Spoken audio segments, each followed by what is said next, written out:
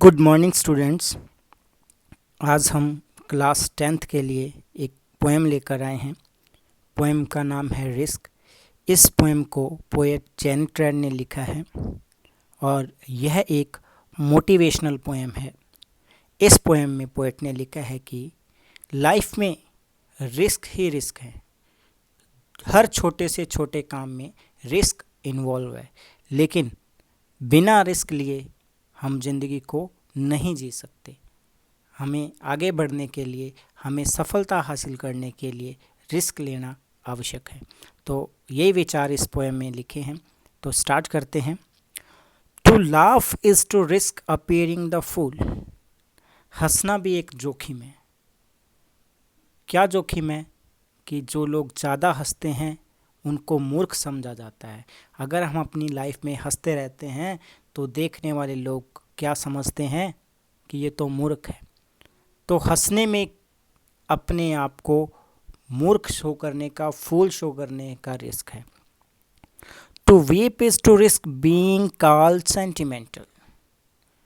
To weep is to risk being called sentimental. अगर हम रोते हैं, किसी के सामने हम रोते हैं, तो यहाँ भी एक रिस्क है कि लोग कहेंगे ये बहुत ही भावुक है, सेंटिमेंटल है। सेंटिमेंटल का मतलब होता है भावुक। ये व्यक्ति बहुत ही ज़्यादा भावुक है, इमोशनल है। To reach out for another is to risk involvement. To reach out to another is to risk involvement. Reach out to another का मतलब है किसी की हेल्प करना। अगर आप किसी पर्सन की हेल्प करते हो तो वहाँ रिस्क है इन्वॉल्वमेंट का। इन्वॉल्वमेंट होता है दखल अंदाजी करना, इंडल्जेंस, किसी में संलिप्त होना। अगर आप किसी बंदे को समझाते हो, किसी बंदे की हेल्प करते हो, तो उसके माइंड में ये आएगा कि मेरी हेल्प करने में इसका खुद का कोई फ़ायदा होगा। तो दुनिया में अगर हम किसी की हेल्प करते हैं वहाँ भी एक रिस्क है। वो रिस्क क्या है? इन्वॉल्वमेंट का। लोग समझते हैं कि इसका खुद का फ़ायदा है। To expose feeling is to risk showing your true self. अगर आप अपनी फीलिंग्स को किसी को बताते हो, अपनी भावनाएं किसी के सामने रखते हो, तो यहाँ भी एक रिस्क है। वो रिस्क है कि आप अपनी लाइफ के सीक्रेट किसी को बता रहे हो, अपनी ट्रू सेल्फ किसी को बता रहे हो, अपनी ज़िंदगी के राज किसी को बता रहे हो। To place your ideas and dreams before crowd is to risk being called naive. To place your idea, अपने माइंड में आने वाले विचारों को जब आप क्राउड के सामने, भीड़ के सामने, यहाँ क्राउड का मतलब लोगों के सामने जब आप रखते हो, is to risk being called naive. नेव होता है अनाड़ी, नौसखिया, अनुभवहीन, कि लोग आपको अनुभवहीन कहेंगे। जब भी किसी के माइंड में कोई आइडिया आया होगा, जितने भी इन्वेंशन हुए हैं, किसी ने लोगों को बताया होगा, राइट ब्रदर्स ने जब ये बताया होगा कि हम भी उड़ सकते हैं, तो लोग उन पे हंसे थे। तो इसी प्रकार से अगर आप किसी को अपने आइडियाज़ बताते हो कि हमारे माइंड में ये चल रहा है, ऐसा हो सकता है, तो लोग आपको ना समझ समझेंगे। तो ये ना समझ समझे जाने के रिस्क से अगर हम डरेंगे तो कुछ भी नहीं कर पाएंगे। अगर राइट्स ब्रदर ने उन पर हंसने वालों का रिस्क ना लिया होता, लोग हंसते हैं तो हंसते रहें, उन्होंने क्या किया, इन्वेंशन की, तो वो ज़िंदगी में सक्सेस हासिल कर गई।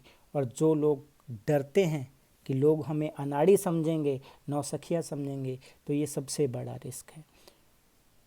To love is to risk not being loved in return. अगर आप किसी से प्रेम करते हैं तो वहाँ भी एक रिस्क है। वो रिस्क ये है कि आप जितना प्रेम किसी से करते हैं, बदले में सामने वाला भी उतना प्रेम करेगा या नहीं करेगा, यहाँ भी एक रिस्क है। To live is to risk dying. अगर हम ज़िंदगी जी रहे हैं, ज़िंदगी जीने में भी एक रिस्क है। ज़िंदगी जीने में रिस्क ये है कि हम कभी भी मर सकते हैं, क्योंकि किसी को अपनी डेथ का नहीं पता है। हम इस ज़िंदगी को तो जी रहे हैं, लेकिन मौत का नहीं पता, किसी भी समय आ सकती है। तो हमेशा हम रिस्क लेकर जी रहे हैं। तो नेक्स्ट है to hope is to risk despair. Hope उम्मीद करना, आशा करना, और डिस्पेयर होता है निराशा। अगर आप किसी चीज़ को पाने की उम्मीद रखते हैं, उम्मीद करते हैं, तो क्या होता है कि आपको कहीं निराशा ना हाथ लग जाए। निराश होने का रिस्क रहता है कि अगर हम ये काम कर तो रहे हैं, उम्मीद तो कर रहे हैं, अगर सक्सेस ना हो पाए तो आपको निराशा हाथ लगेगी। तो कुछ लोग उस निराशा के डर से जोखिम ही नहीं लेते हैं, रिस्क ही नहीं लेते अपनी लाइफ में। To try is to risk failure.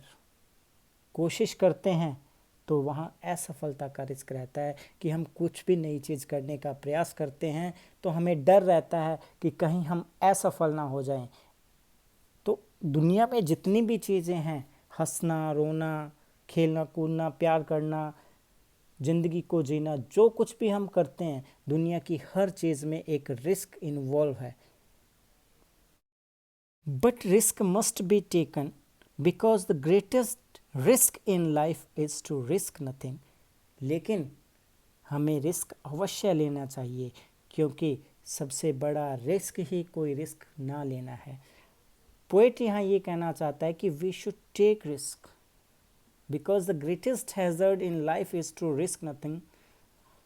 कि ज़िंदगी का सबसे बड़ा खतरा ही कोई रिस्क ना लेना है, कोई जोखिम ना उठाना है।